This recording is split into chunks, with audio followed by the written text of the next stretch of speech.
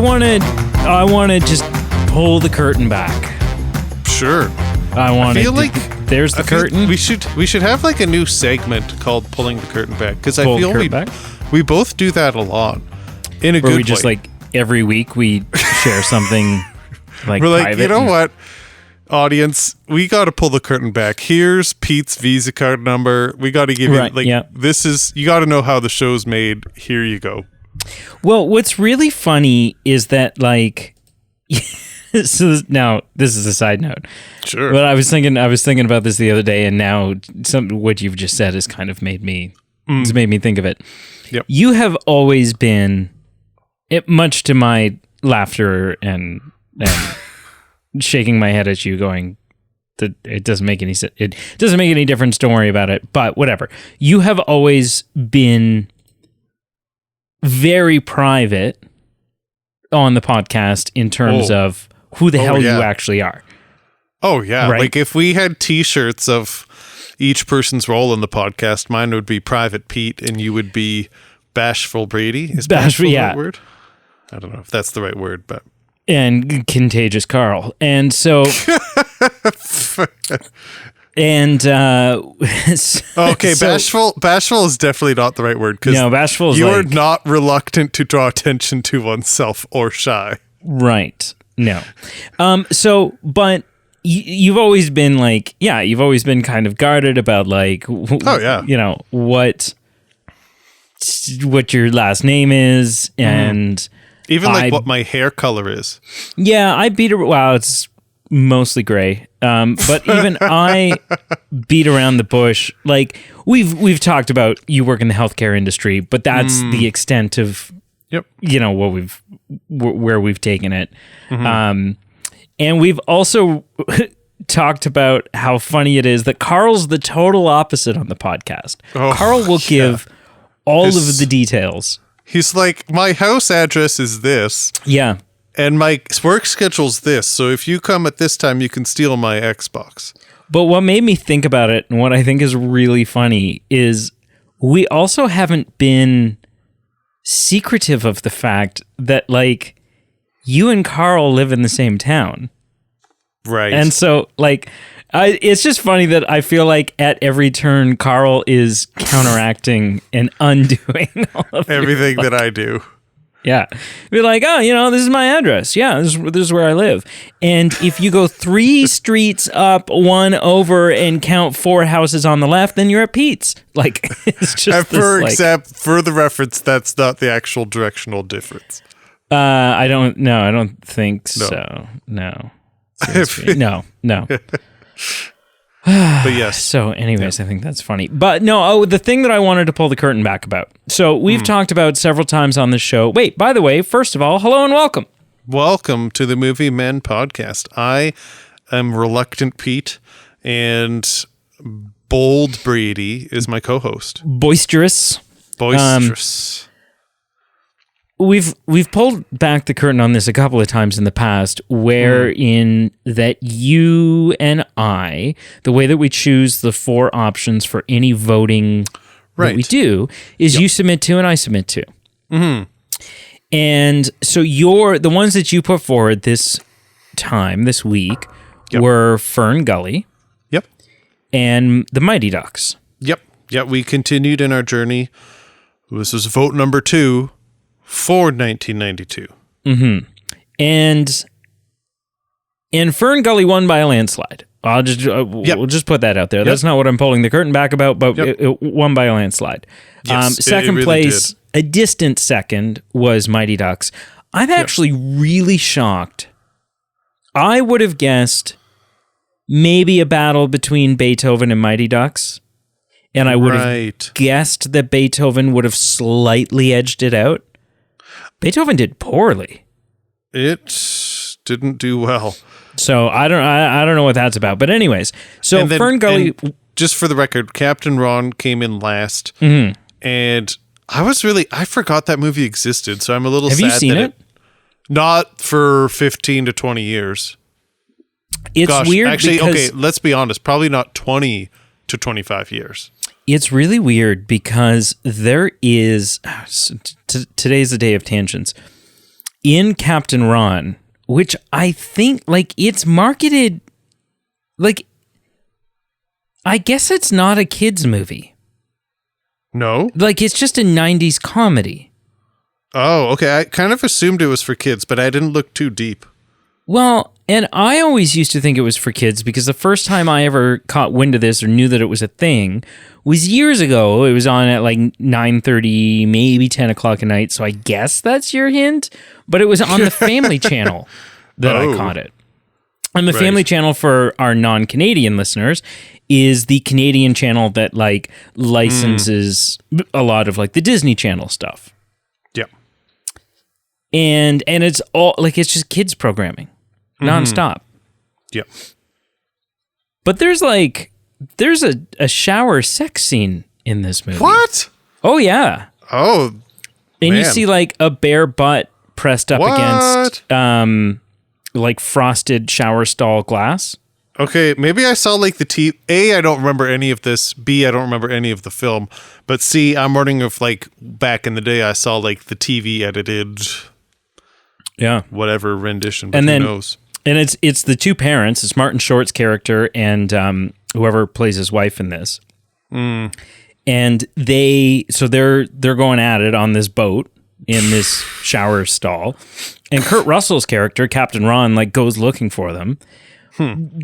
Finds them doing what they're doing, leaves, goes back up to where he's playing Monopoly with the kid, the boy, on deck, and the kid's like, "Where's my parents?" And Captain Ron, and I saw this when I was like, I don't know, 10, 11, and this is like became a saying of mine for a while, which it totally shouldn't have. But he's like, "Oh, I can only imagine." He's like, your parents are playing hide the salami in the shower. What? Oh my god. So it's definitely not a kid movie, but I totally thought it was. Anyways, so FernGully won by a landslide. Yep. And you sent me you do the tallying of the votes when we do votes. And then I do the other 900 things. No, I'm just kidding. But I'm kidding. I'm kidding. You do the other 700 things. Yeah, okay. And you were like, you sent that to me. You were like, FernGully won, and you're like not in so many words, but kind of the essence that you were projecting was this essence of like, son of a bitch, like I don't want this to win. And I was like, it was your vote option. This was your, I think I said it was your effing vote option. Like, what are you talking about? Lines. And you're like, well, I just saw the cast and like I'd never seen it before. And then you were like, a couple days ago, I put it on just out of curiosity. I watched 15 minutes of it. I was going to blow my own brains out. I shut it off. I could not watch it. I don't want to watch this. And I was like, well, okay, well, I mean, we're gonna. And then this past weekend, after that conversation and prior to sitting down and watching it myself, I was at a get-together of Brienne's family, and I said, you pulled up the old FernGully VHS. FernGully came up as it does, and I was like, I have to watch FernGully for the podcast next week. Yeah. And Brienne's sister-in-law said, you're going to overheard, was having a different conversation, overheard and was like, you're going to love it. Like you were really, really, really going to like FernGully. And I didn't respond and say, well, rumor has it, it's dog shit. I just said, oh, okay. And then I went into FernGully with sort of mixed... I didn't know. Mixed messages. I didn't know what to expect going into this. So, FernGully. Do you want to do some initial impressions? Yeah, let's do it. I mean, I don't necessarily have a trivia piece, but let me just put a phrase out there before we do initial impressions. Mm-hmm. It's just wild to think that we're reviewing a film, an animated film, first time ever. That is a project that includes Robin Williams. Mm-hmm. and you would jump to say Disney or Disney's Aladdin if you're saying, oh, an animated project with Robin Williams. No, this is a different film. Okay, we're going to review an animated film. Yeah, we're going to review an animated film with Elton John music from the 90s. And you go, oh yeah, Lion King. It's like, no. This is a different project where they worked on this together. Like, I think that is interesting, but yeah. Anyway, it catches my attention. And not only, like, we'll get into this at some point, but not only Elton John music, and I don't know if you picked up on this. I had to pause the movie and get my phone out. I'm not going to burst your bubble, but I am very excited with what I think you're going to say. Okay. Are we talking? We won't unwrap this. We won't unwrap this chocolate bar yet. But are we talking about it's raining? Absolutely. Unwrap it now. Just okay. I want on the record to say if we're talking about the same thing, we're very excited. Is it the "It's Raining Life" or whatever it is song? Raining like magic. Yeah. Okay. And so I'm watching the movie. And the song ends, and I pause it, and literally out loud, I'm like, was that Raffi? Yes, it absolutely was. And so then I Googled it, and I was like, holy shit. Right? If you could be any more indicative of early 90s children's entertainment. I know. And you know what? So many people are listening to this right now, and they're like, who the hell is Raffi? Yeah, so peeling it back, Canadian singer. I didn't even know that. 99% sure. 99% sure. Huh. I will Google that as I'm looking it up. But Canadian singer songwriter of children's entertainment and very, very pro Earth, pro like peace and love and things like that. His big song is Baby Beluga, and it's about yeah, and he's morphed, like, as he's not just like been this one and done kind of guy in the 90s. He's still active. He lives here in Toronto, dude. I thought he lived in Vancouver, but I could be wrong. Eventually settling in Toronto. I don't know. Maybe he's moved. Right, because I follow him on. I legit follow him on Twitter. And he has this like cafe, and I thought it was in like Vancouver that he performs, but I could be wrong. But regardless, anyway, he's morphed, and he still exists today. So he still garners his songs towards children, but he also garners it towards the adults who grew up with his music. And he's a bit of a social activist, and like I said, again, pro Earth, pro humanity of equality and things like that. So very cool, very neat Canadian content. But yeah, I was on the exact same page. I also paused it, and I said, wait a minute. Is that Raffi? And it absolutely was. That made my day. Did you know that Raffi is actually his first name? To be honest, no, I didn't. Raffi Cavakian. He was born in Cairo.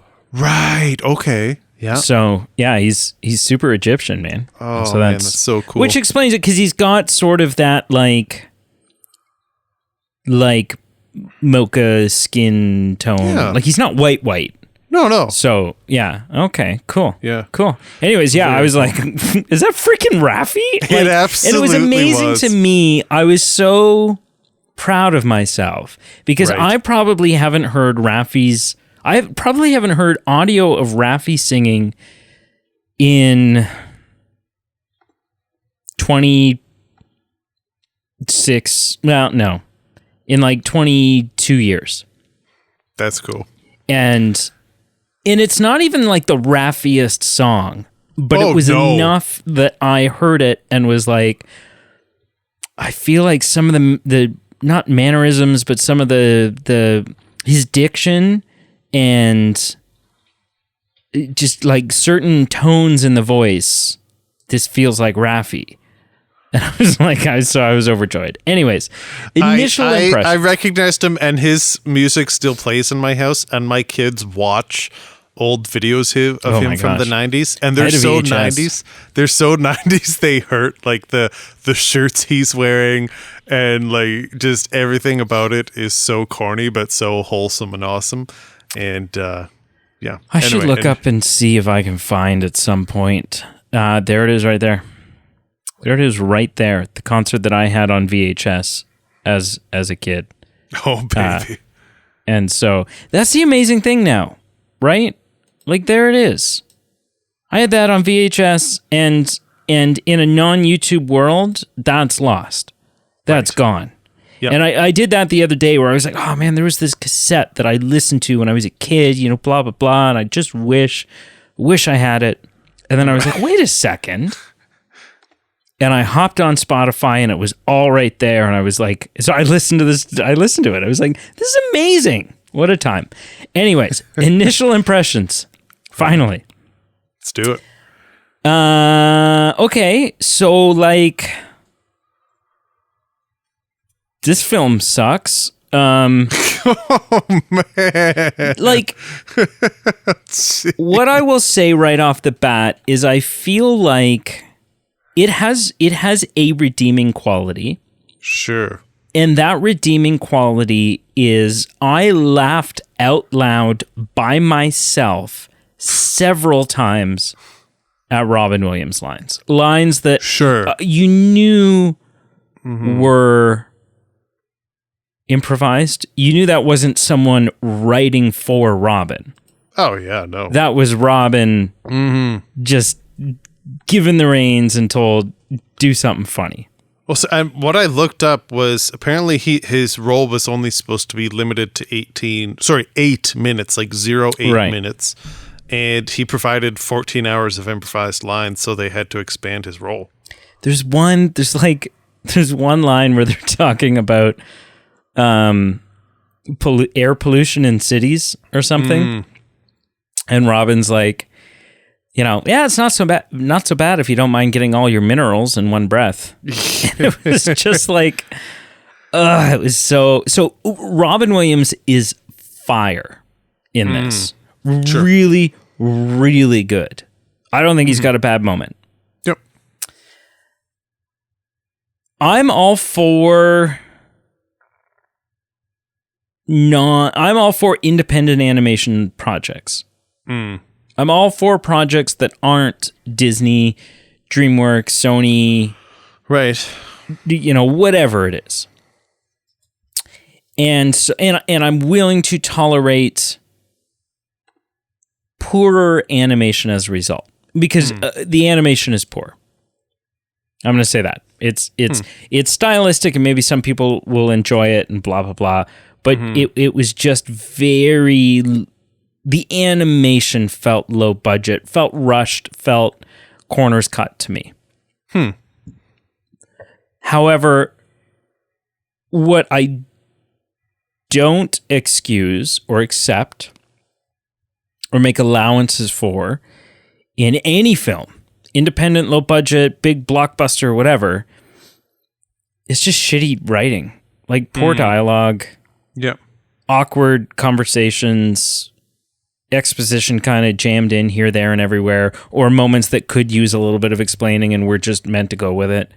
Like, there were several moments in this film where it seemed to jump back and forth from, okay, maybe this could be a children's movie, to this feels like dialogue, action, plot device, story progression, what have you, that I would expect to take place in a 22-minute episode of an animated kids show. Like it just, because there are times where the film seems to move super slow.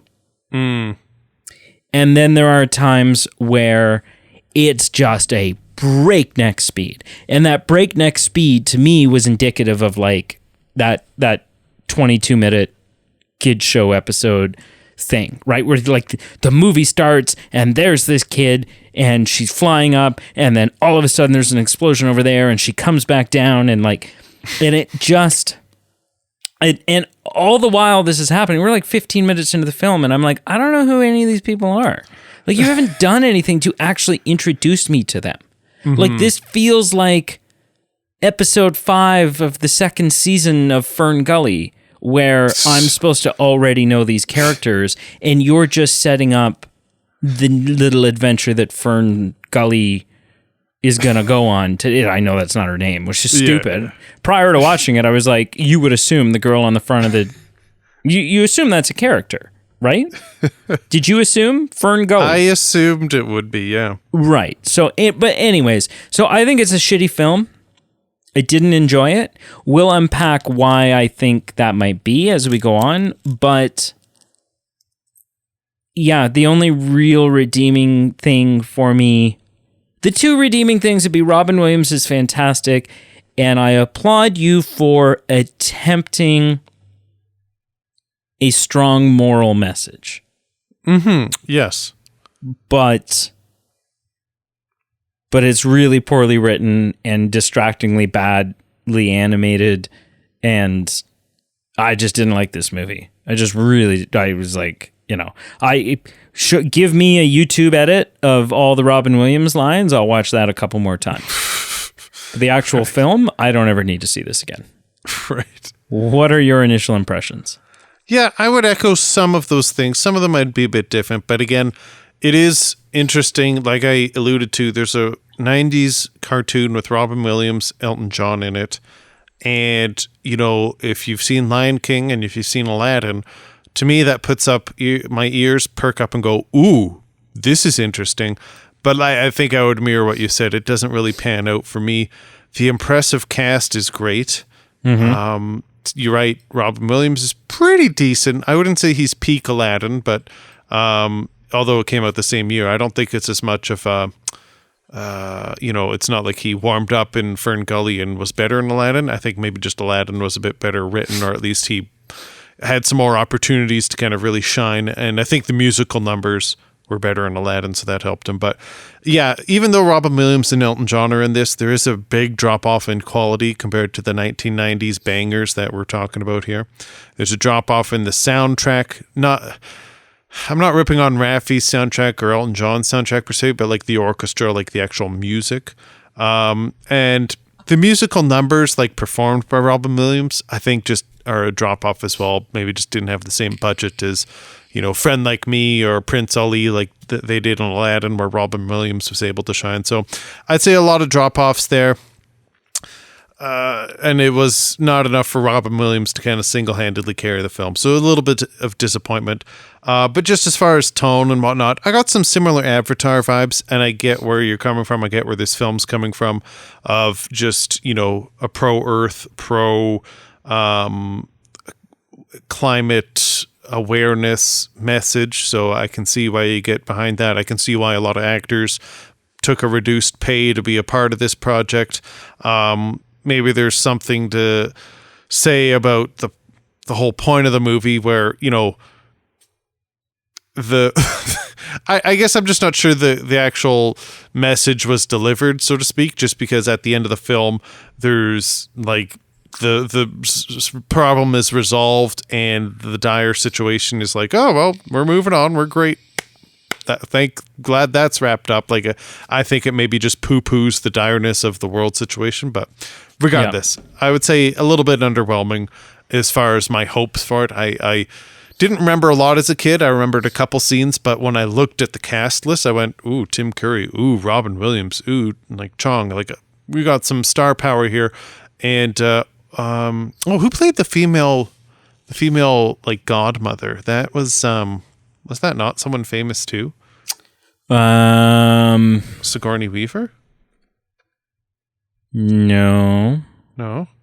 What? I don't know what the godmother's name is. Yeah, just a sec. Hold on. Nope, I don't think it was anyone famous.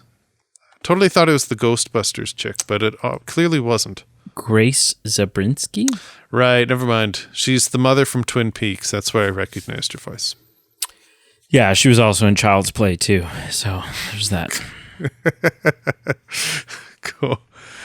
Yeah, listen, we can get into it a little bit here. I do think it's interesting that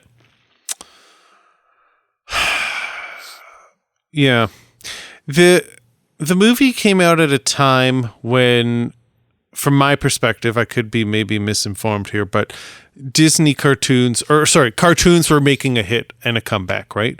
So maybe that's kind of where this film had a bit of a platform to stand on as far as some interest, right? So I read I think specifically because of Disney. Like you say, you kind of corrected yourself and took away from Disney, but I think Disney's golden era, right? Your Lion Kings, your Little Mermaids, your Aladdins, your Beauty and the Beasts, those gave way to the animated renaissance. Yes, you're right. Set the stage. I was reading the producer for this really felt this project came to life because of the success of Little Mermaid, where then that breathed a little life into this project could have a bit of a platform to jump on. I do want to say, and I guess I didn't have high expectations for the animation. The film had a budget of $24 million, and apparently a lot of it was devoted to the soundtrack and the animation. I actually didn't mind the animation. Is it crisp and as sharp as some other projects of the time and era? Maybe not. But I didn't think it was horrible. And I think I get that maybe it's just more of an artistic rendition of some of the graphics that they use is just a very different style, and maybe I was just okay with that. But it didn't rub me the wrong way. It didn't rub me as hard as it bothered you. And no, yeah, I don't know. I think I reached a point pretty early on where I was like, okay, if I approach this super critically, it's going to be a 5-hour episode. Like I could just sit and rip. Well, I think what's big for me is the villain of the film, played by Tim Curry. The oily... Hexus. I think the problem for me with him is two things.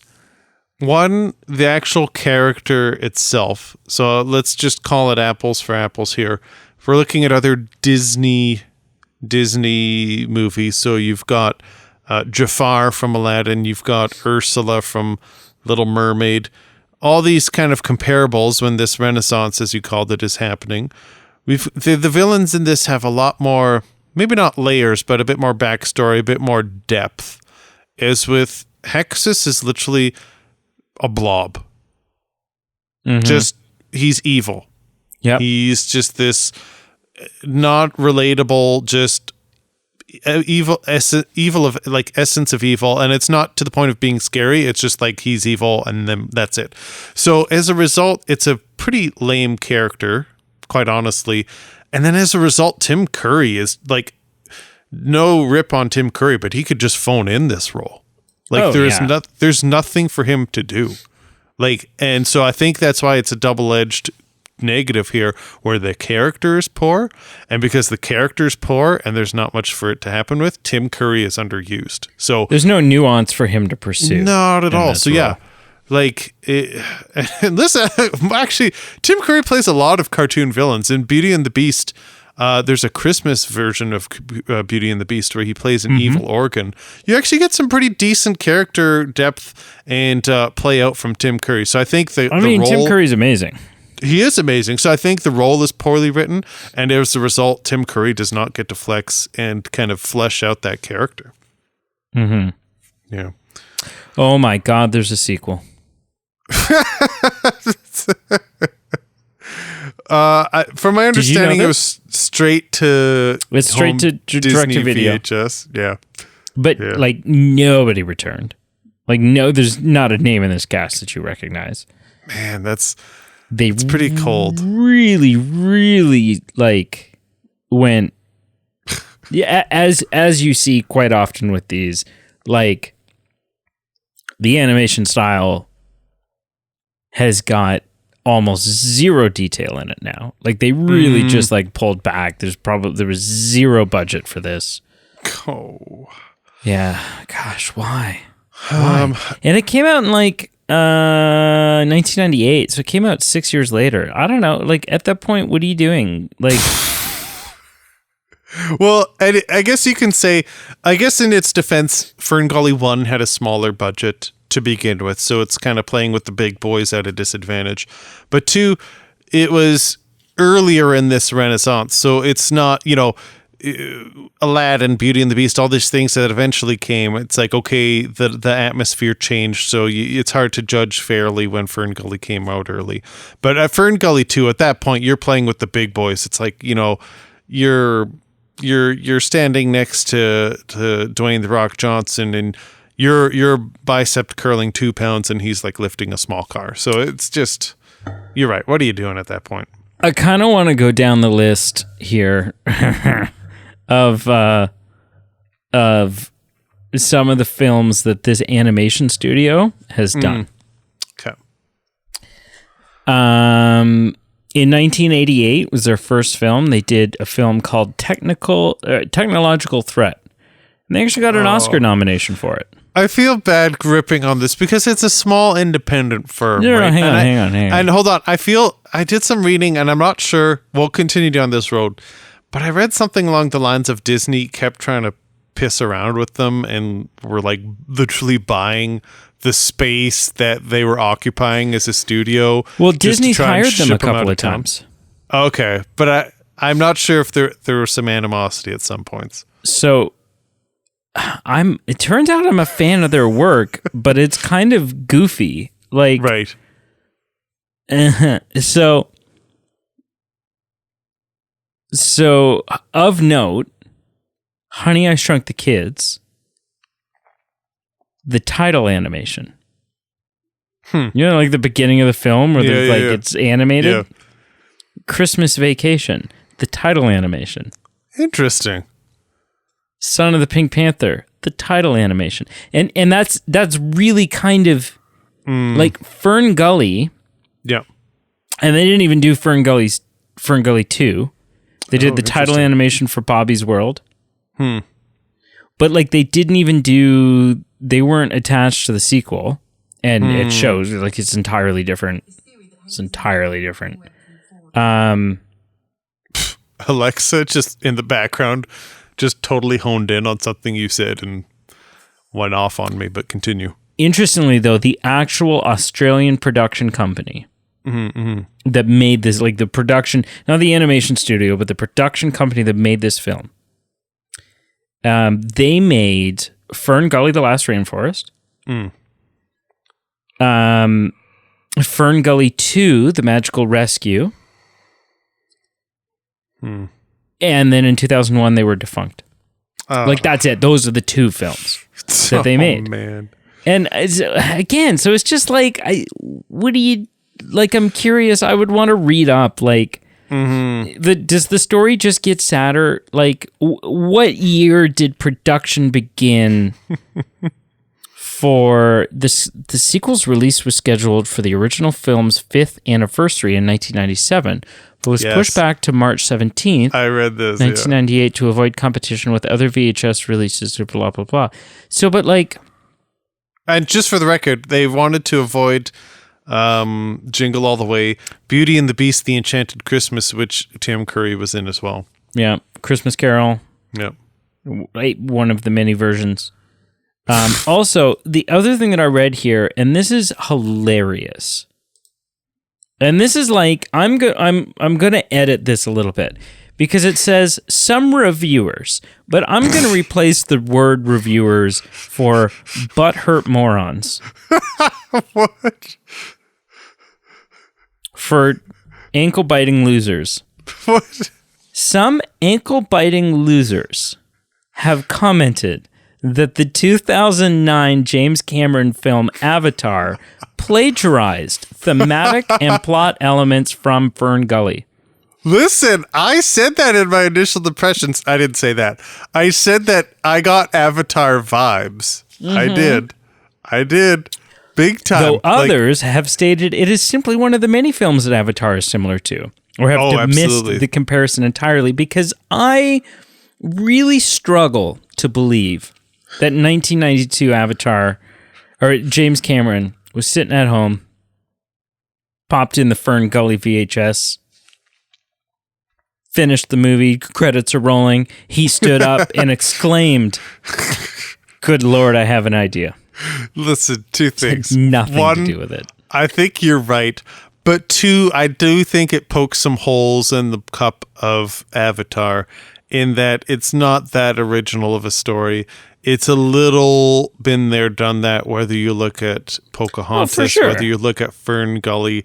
And so I do see a lot of similarities. And I think if you start connecting the dots between FernGully, you've got this external member joining with the camp and this connection with nature and trees and whatnot. But I agree, it's not a plagiarism thing. Yeah. Two things I literally certainly not of this film. Like if Avatar is guilty of plagiarizing, it's not for FernGully. There's two more things. I'm going to say one more negative thing and one more positive thing, and then that's about that's a wrap for me. It's not even a negative thing to be honest. It's just I think it's super random. So in the Wikipedia section for FernGully 2, the reception is literally a line and a half, and it says the film was less critically successful than the original. So that's ouch for starters. And then someone from the Calgary Herald gave a negative review lamenting the loss of Robin Williams and the originality in the first film. So I think that's super random that just this one quote from the Calgary Herald made it into the reception and review component of FernGully 2. Mm-hmm. But I will say, you know what? It is an interesting... interesting is the wrong word, but it is a valid... message that they're trying to get across. I get where they're coming from, and it's a very cool story or message that they're trying to convey back in the 90s. And there was some still corniness. Relevant today. Still relevant today. And I still found some fun in the corny 90s-ness, whether it was the dude with his Walkman in the woods or with the spray paint. I still remember the spray paint moments from when he was a kid, or I specifically remember the fun scene where he's using terms from the 90s saying, that's really cool, or that's hot, or you're bodacious, and just very 90s dude terms. And I thought it was very corny, so I got a kick out of some different things like that. Yeah. But you know what? It is just rough around the edges. The soundtrack is a little so-so. The musical numbers by the characters are very so-so. So it does show its flaws and its limited resources. So it is what it is. But I will say... I tried watching this a few weeks ago, and I had to stop. This time I watched it from beginning to end, and I was able to tolerate a bit more. So I think I was Did you at least do you use your kids as an excuse when do you plop your kids in front of the TV and go, "Okay, guys, here we go.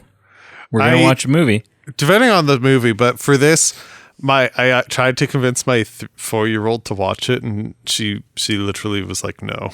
Because I'll be honest, I picture you sitting in your basement in the dark, wrapped in a blanket with a bottle of scotch, watching FernGully, going, "Why am I a part of this podcast?" Yeah. I will say the last thing that I'll say is I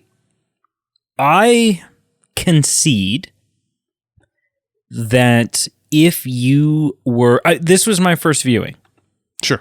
30 years old, this was my first viewing. Yep. I concede that if you were a kid in the 90s and this VHS was in the VCR during your childhood, then you probably liked it as a kid, because kids have horrible taste. So, there's just all the movies I watched as a kid, all the kids' movies that I watched as a kid, I enjoyed because they were just kids' movies, and I was a kid and I watched them. And I'm pretty nostalgic about most of them, and will defend most of them and overlook issues because I'm nostalgic about them. And so sure. I will concede that if you watched this as a kid, it probably holds a pretty special spot in your heart. Yep. And I can see how it's just different enough. It's just it kind of falls I think this film for many people lives in that spot that The Pagemaster lives in for me. Right. Where it's it's not a carbon copy of all the other. It's not like a big, wide release Disney film. Yep. So the animation style is a little different. Mm-hmm. And the musical numbers maybe aren't there in the same way that they are in a Disney film. But you still, like, it's a fond memory. Yeah, that's fair. And so I'm not going to knock anybody that likes this film. I'm not going to knock anyone who watches. No. I mean, I usually don't ever do that anyways, because all film's subjective, with the exception of Lost in Translation. You're stupid if you like that film. Don't you? But I'm not going to knock anyone who likes this film because they grew up with it and blah, blah, blah. Yep. I will just say, if you're in your 30s and this is your first time watching it, it's a rough watch. Like, it's not great. Yep. Compared to a lot of other films of that time and genre even, it's not great. Yep. So that's sort of my closing thought. No, that's completely fair. I thought I was going to fall into that nostalgia camp, and the more I watched it, I realized I didn't remember any of it. So I think that's why I fell into the bit of a rough watch, because I didn't have what you were describing, but I can totally get behind that, and that makes sense to me. Yeah. Okay, sir, scale of 0 to 10, how would you rate FernGully, The Last Rainforest? I was rough on it when I stopped watching it halfway through the initial time, so I almost gave it a 2, but I watched it this time, so I would give it a 3 out of 10, just not my cup of tea, both still for the super reasons low. I said. Super low, just wasn't there for me this watch, and I didn't have any nostalgic factors with it, so that's where I was with it. Man, 2 out of 10, 3, or even 3 out of 10. 3 out of 10 is like, even at the cottage, and it's raining, and someone's got a gun to your head saying, watch FernGully, you're thinking to yourself, I've had a good run.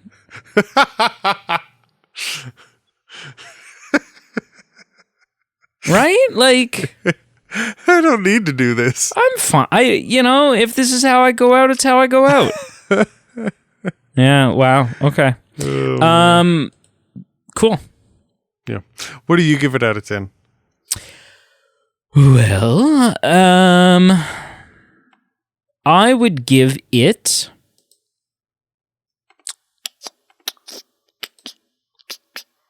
I'm going to give it a 3 out of 10 as well. I think, it could be worse. I think so much of that 3 out of 10 I'm attributing to Robin Williams. Like, so much of it. Yeah. And just other, like, anytime there's an animated thing where Cheech and Chong show up, sure, I'm like, that's fun. Yeah. I love the oh no, what's the word? When two things are the dynamic between two things are different. The dichotomy.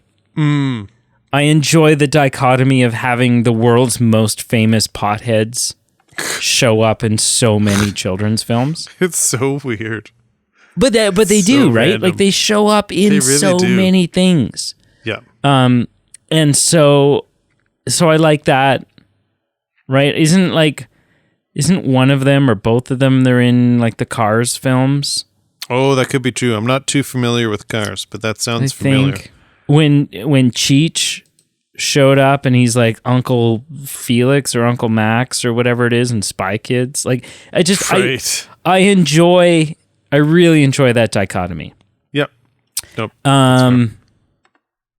But yeah, it's for being your first watch as an adult and looking at it. And that's not just like, oh, I'm an adult, so I'm not into animation.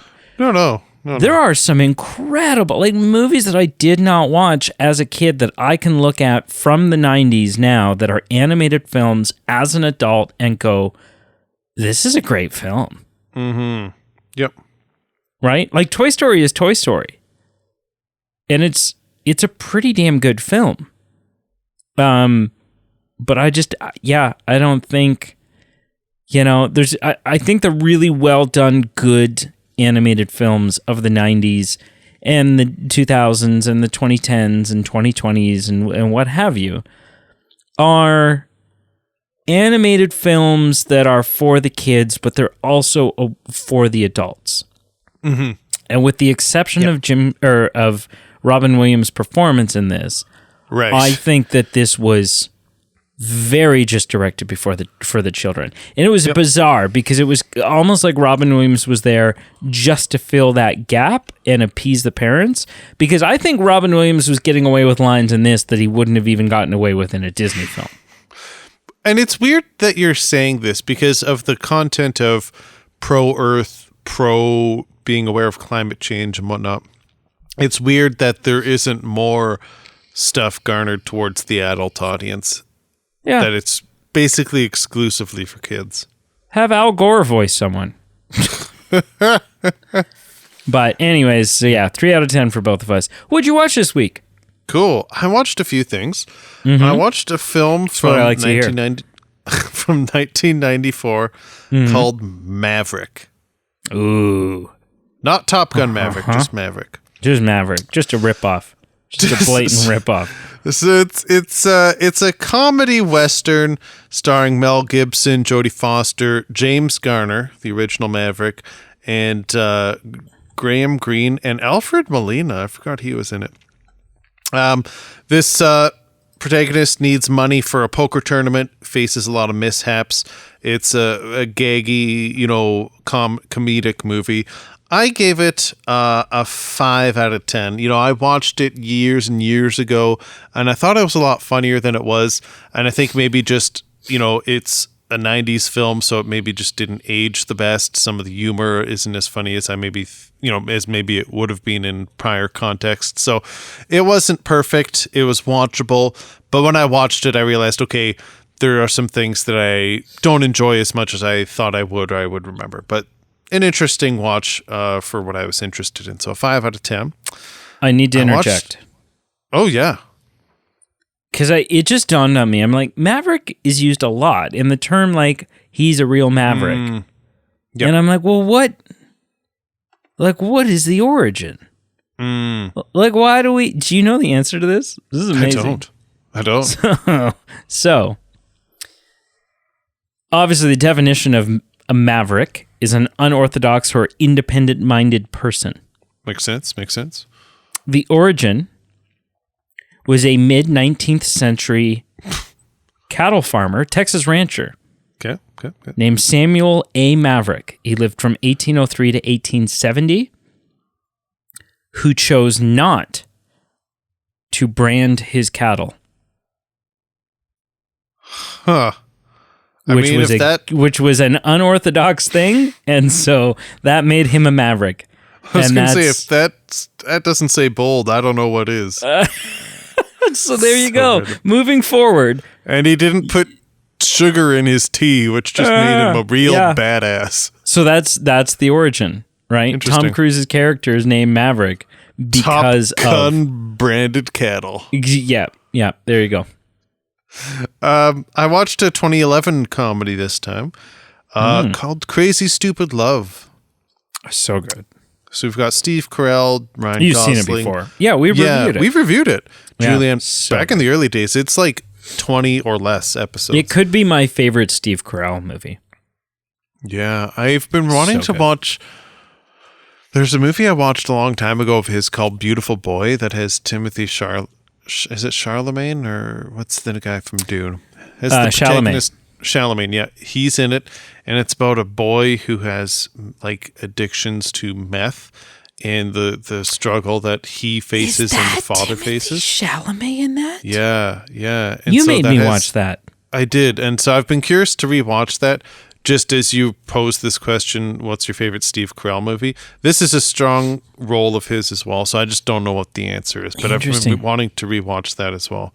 That's Timothée Chalamet before anyone knew who Timothée Chalamet was. Yes. So that's so interesting. Now I want to go back and rewatch it. Yeah, right? Cool.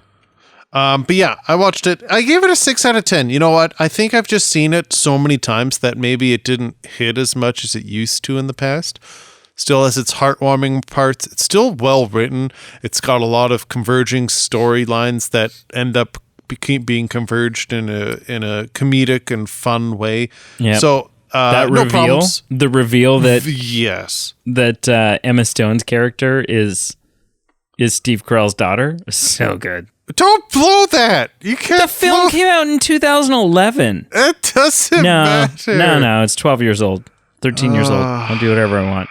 I know, but My favorite moment in that though is when Ryan Gosling, like at the end with like the outdoor mini putt scene where like everything is just unraveling and all coming together at once, and Kevin Bacon's character shows up, and they're like, David Lindhagen, and then you just see Ryan Gosling go, David Lindhagen, and like goes, huh, and takes his ring off as he steps out of frame, and then the next shot is just him coming into the frame that Kevin Bacon's in with his fist and just punches him the F out. It's so funny to me.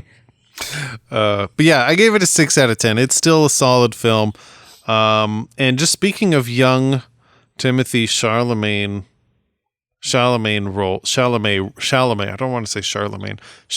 roles. It's technically even more complicated than that. Like, because he's French. I think it's because I just watched. So I'm not going to say what I gave them, but I've been watching all the Indiana Jones movies to prep up for Dial of Destiny. And there's a spot where Sean Connery goes, "I remembered my Charlemagne. Let the birds be the." I don't know. I'm going to see if I can find it here. It's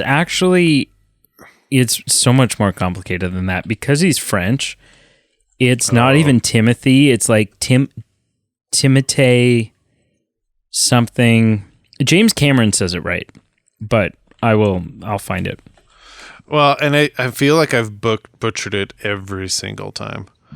But I keep saying Charlemagne because I just watched Last Crusade and Sean Connery's like, I suddenly remembered my Charlemagne. Let my armies be the rocks and the trees and the birds and the skies. Yep. And having sex with women on boats. Yep. As Sean you do. Connery. It's the only way to end a film. Anyway, my point was, speaking of young Tim roles, he is also, one of his first credits is in Interstellar, where he plays young Tom Cooper. He plays the son in Interstellar. Weird. Yeah. I rewatched parts of Interstellar recently and blew my mind that that's who it was. The last thing I watched this week to wrap it up, and boy, if you guys could see me right now, I'm like stretching my hands and cracking my knuckles to break into this puppy. I watched a 2015 film that I gave 8 out of 10, and the Academy Award gave Leonardo DiCaprio an Oscar for. I watched The Revenant. Oh man, it's so good. It's so good. If you or the listener have lived under a rock and you don't know what it's about, a frontiersman on a fur trading expedition in the 1820s fights for survival after being mauled by a bear and left for dead by members of his own hunting team. Directed by Alejandro Iñárritu. Oh, I'm butchering names today, but I think that's how you pronounce it. It is such a good movie. I've loved The Revenant. And I saw it in theaters. I remember just being amazed by the visuals on the big screen. And I was just transported. I was taken to another world when I watched it the other day. It's so good. And it's the film that finally won him his Oscar. I wish they could give him another Oscar for it because it is so good. And I just feel it is just like, it just hit. I was just in the right zone to watch it because it visually is just so pleasing to watch all these landscapes. Pleasing is a weird way to say it because it's 2 hours of watching someone suffer, but the landscapes are majestic and cruel but majestic, and it was shot with all natural lighting, which is incredible. Like, what an incredible feat. It was 2 hours of Leonardo having minimal dialogue to begin with, and then he just grunts for 2 hours, and I buy it. Like, it is just so convincing. Very tough role to play when you are not using words and spoken words. You are just grunting and using facial gestures, and just everything about it I think it's a masterpiece. Again, I gave it an 8 out of 10. I would have given it higher, but it's just one of those movies that you don't just throw in on a Friday night because you're feeling like it. Like it's an undertaking to watch because it's so uncomfortable. It's so gritty. It's so challenging to the viewer, but it's so well done. And I always had an appreciation for it, and I need to reevaluate. It might be in my top 25 now just because it's such a strong piece of film. So anyway, The Revenant, I would recommend 10 out of 10 people check it out and watch it because it's so good. Oh, just so good. Man, it's good. I'm going to watch it tonight. What did you watch this week? Are you actually? No, you're not. No, I won't. I don't have 6 hours to watch Leo Grunt, but if I did. So for the record, it is officially from the mouth of the man himself. It is Timothée Chalamet. Crap. Oh, man. But it's kind of one of those, like, technically Ed Sheeran is Ed Sheeran. We all just say it wrong. Right. Right? It's just one of those things. Yep. What I watched this week, or since whenever the hell we talked last, continued on with Loki, watching Loki. Nice. We watched the first 2 Indiana Jones films. And so walk me through this just because first 2, there's technically out of order. So you're talking release date, right? No, we watched chronologically. We started with Temple of Doom. So walk me through this. So you started with Temple of Doom. Interesting. Started with Temple of Doom and then moved on to Raiders. And I don't know. I know I've seen Raiders. You and I, we reviewed Last Crusade? Yep. Okay, so I've definitely seen Last Crusade, although I don't really remember it. Good. And I watched, for some reason, this was because I knew it was out of order. In prep for watching, because I didn't grow up with Indiana Jones. Yeah. Okay, the first Indiana Jones movie I saw was Crystal Skull, Sue Me. And spoiler alert, when we review Dial of Destiny, I am probably going to be jumping into that driver's seat because I grew up with this. So this is... no worries. This is a big deal. Have at it. And so... Yeah, so back then when we did Last Crusade, the only thing I watched in preparation was Raiders. Mm-hmm. Yes, I do remember that. And so this was my first time seeing Temple of Doom. And I think I'm aware that Temple of Doom is kind of widely, like, of the original trilogy, Temple of Doom is kind of regarded as maybe the weaker of the 3. Sure. Yep. Yeah. I mean, there's some good moments. I really, really love Short Round. Right?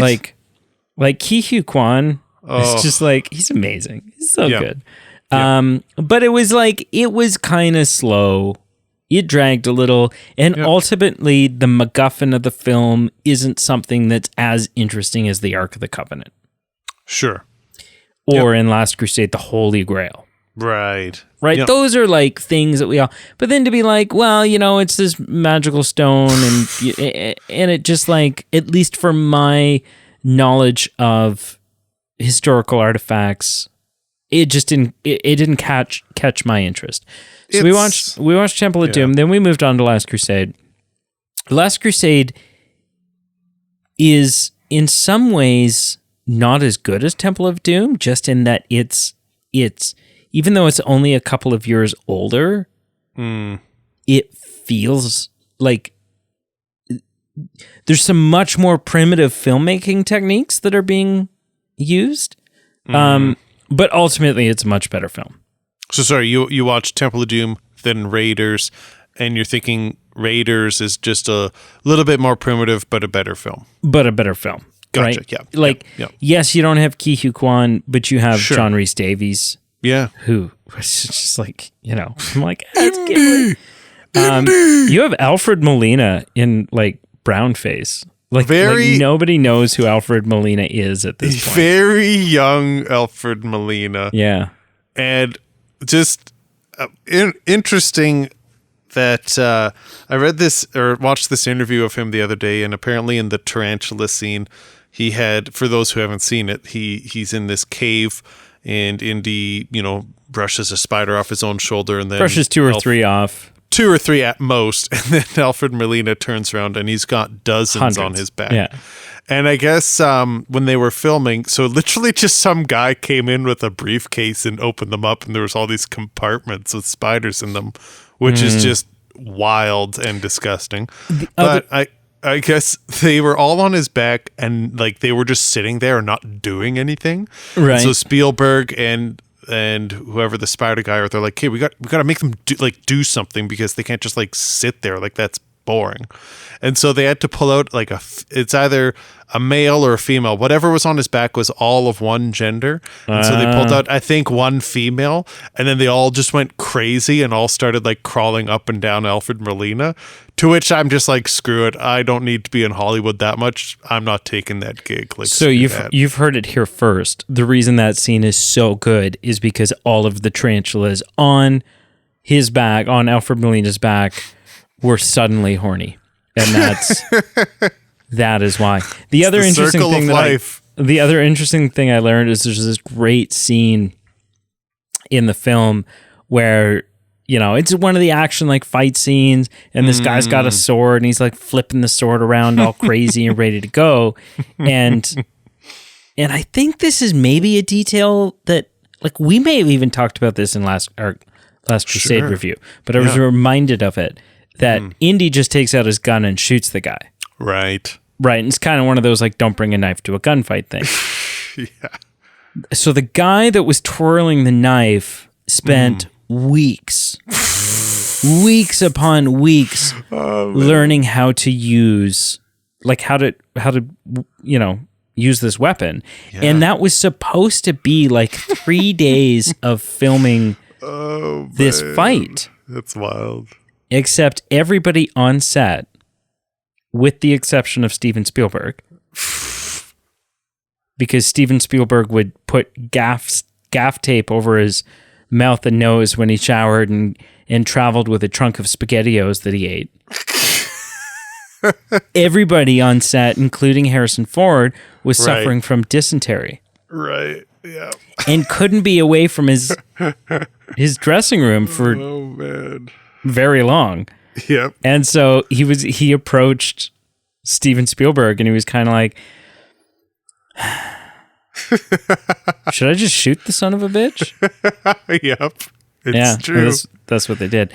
So I watched those. Lots of it does give a funny, like, there's some payoff. I guess watching it out of order, you might not get that, but there is that moment in Temple of Doom where he grabs for his holster in a similar situation, but there's nothing there, so he's going, crap. Yep.